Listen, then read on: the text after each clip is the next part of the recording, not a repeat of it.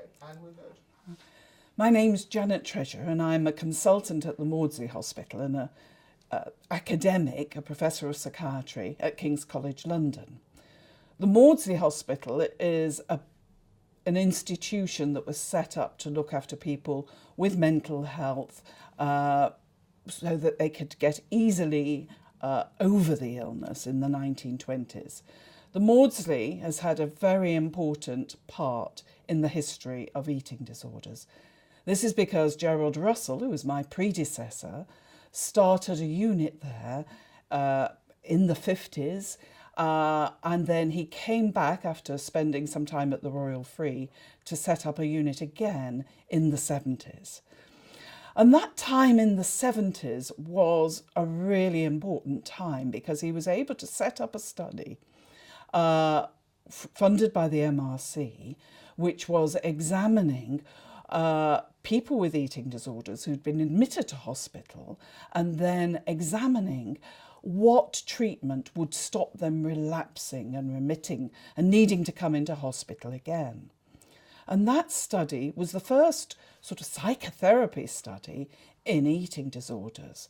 And it is still used and referred to widely because what that study showed was that for people who are under 18 and with a short illness under 3 years, they responded very well to family therapy and they recovered more both at 1 year, but even 5 years later they were outstripping the other group who'd been randomly allocated to individual therapy. On the other hand, for the other groups, so what I'm talking about are people whose illness began under 18 but had lasted less than 3 years, or people whose illness began over 18, we didn't get such a difference between the two sorts of follow-up, and neither of them did as well.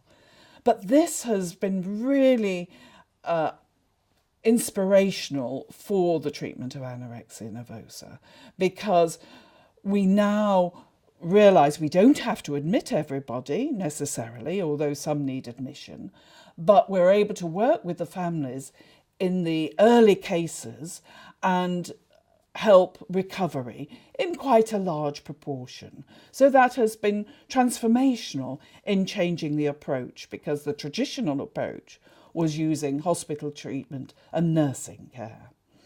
On the other hand, we've still got many questions. How to help those whose illness has progressed for over the 3 years. That has been very interesting for us because it's made us realise that there are things that happen over time. And this is quite understandable because there's the stress of having an illness which impacts on brain functioning, but also nutrition, which is such a key to eating disorder, has a huge role on brain function too.